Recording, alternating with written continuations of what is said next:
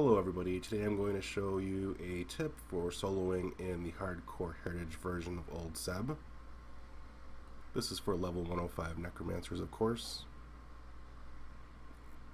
It involves going to where the armsman spawns, right in this spot. And the tactic is quite easy.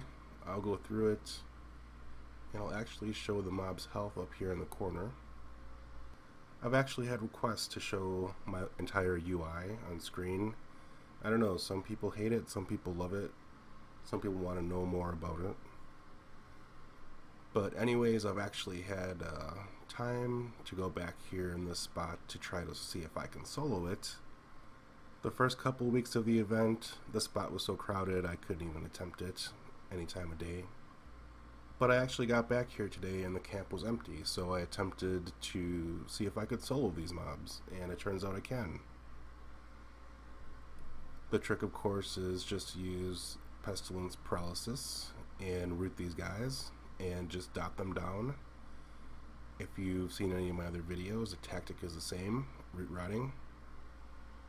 You want to start with the mob that is a placeholder for the armsman, which is right here. So you solo him first, and then you start with the mobs in the next room. There'll be 2 of them. So I've shared 3 spots so far that a necromancer can solo, this being the 3rd and probably the best. These mobs are higher level than the mobs at the entrance, and the crypt, they're probably around the same level. So here we have 2 mobs, and of course you just root 1, feign death or death effigy, completely clear aggro, and then you wait for a little bit. We have to wait for paralysis to cool down a little bit before we can use it again.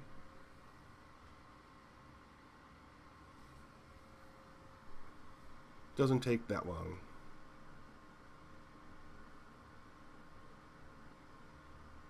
So once it's up, root that guy, and now you'll have 2 mobs that you can dot, root rot.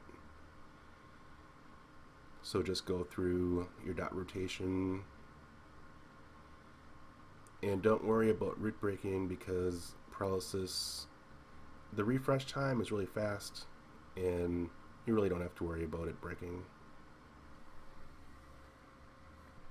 One thing I was going to mention is the shamans, the frogluck shamans, sometimes cast a spell called Frigid Gift. And this spell will actually break the root. So beware of that if you ever are root rotting a shaman version of these mobs. Some kind of twin cast involved. I kept wondering why root was breaking sometimes when I was root rotting on the shaman mobs, and I had to look back in my logs and realize they were casting Frigid Gift. So I had to look that up, and there's some kind of direct damage component to it. But with these guys, I don't think you have to worry about, especially the knights. Maybe the enchanters cast a spell that mezzes you, but I think you have to be a little bit closer to them. I haven't had any problems with it. And I was soloing all afternoon in this very spot.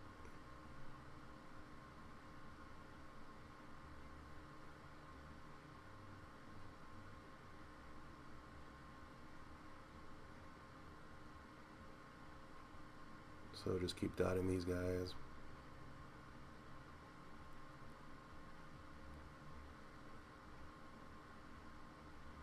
You can switch back and forth, or you can concentrate all your full power on just one mob. Full dot power.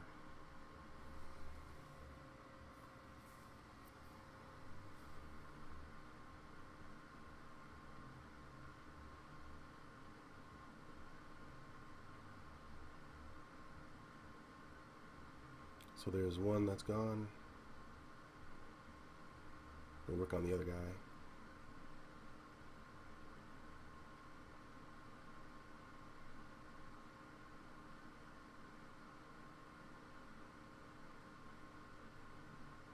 If you run low on mana, just cast Death Bloom or Death Blossom.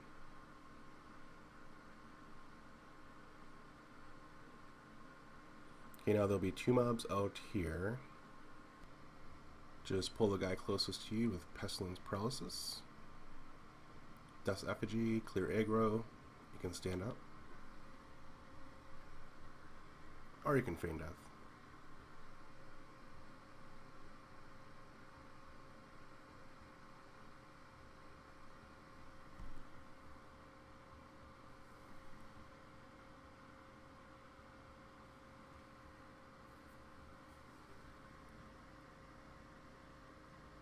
At this point I got up and wanted him a little bit closer to the empty room.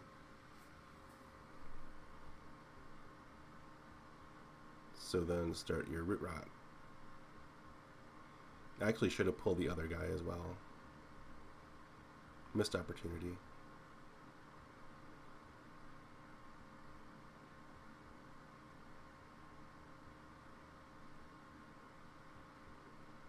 And during this exchange, I believe he cast Frigid Gift, so you might see that coming up.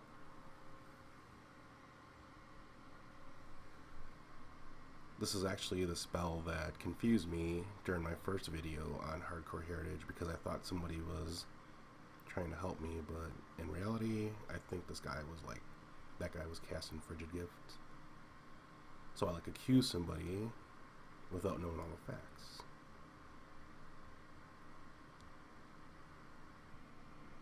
So we'll keep dotting this guy.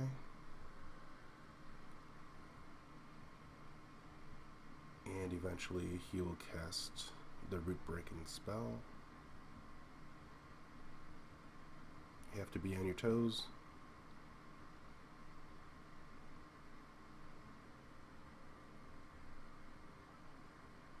There we go.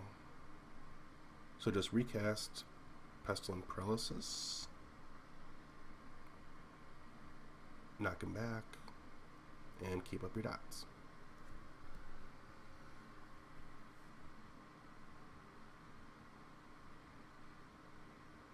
Necros, get a few ruins that you might want to cast on yourself, just in case.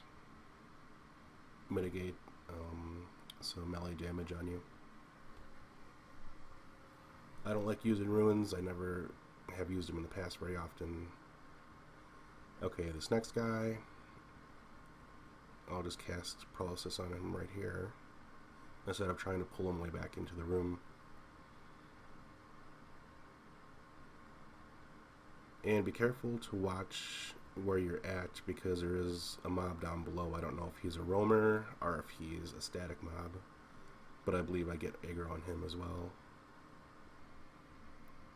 So keep up your dot rotation.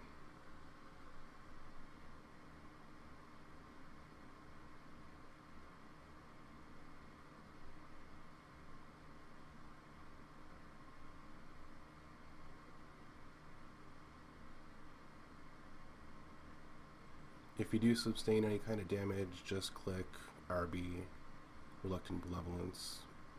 Each cast will give you health back.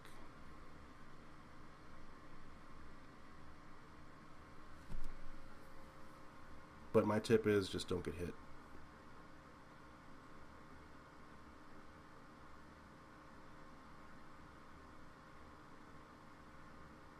Okay, at this point I was a little bit careless, and I got aggro on a mob from below.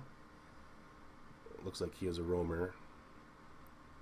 So, as you can see, he aggroed me. Just paralysis him back. And now you have 2 mobs you can solo.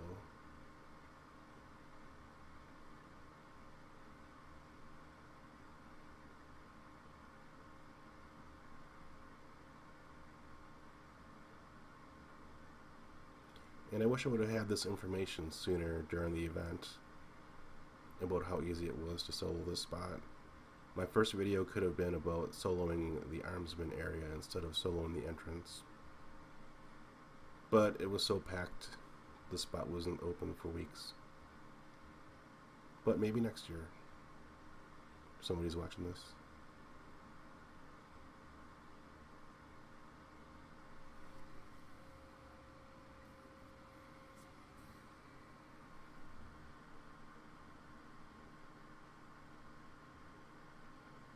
So one guy is going to be destroyed, and I'll start with the other guy.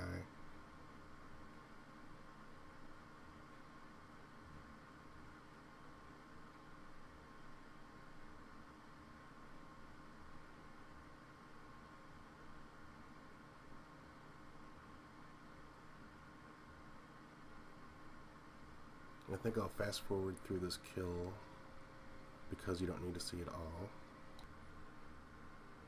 Okay, as you can see now, he is pretty much finished, and we can move on to the next room.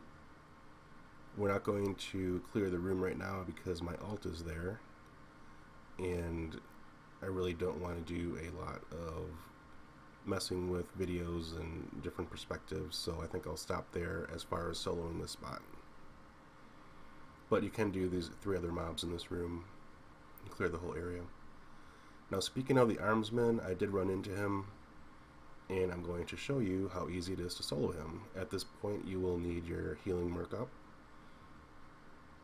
and we're going to do something called summon kiting, which is an old tactic that we used to use back in the old days. Summon kiting is simply rooting a mob off like we're doing now with paralysis, and you dot him up. As soon as he summons you, you just like walk backwards against the wall like I'm doing now. Your healer merc will sit there and heal you, so you go back, you cast a spell, dot obviously, use your fast dots. Okay, at this point I'm going to share a little tip with you about summon kiting and aggro kiting. It's something that takes a little time to process because it doesn't make a lot of sense. And that is, whenever you summon kite like I'm doing now, or you aggro kite, every time you stop your character, you have to press left and right. So I use the WASD command like a lot of people do, so I'd be pressing A and D, turning my head left and right in the game world. So you see how I'm doing that? If you don't do that, you'll get a spell interrupt almost every time. So if you ever see me in any of my videos, if you ever see the screen moving like that, it's because as soon as I stop, I move left first and then right away. And just keep doing that and then cast your spell. That's a trick that I learned a long time ago. Because if you don't do that, you get tons of spell interrupts. So there's a tip for you. And I actually meant the WASD keybinds, I don't mean command. Most people use W to go forward, and then A left, D right, S back. So this guy, once he's dead, he will drop some loot.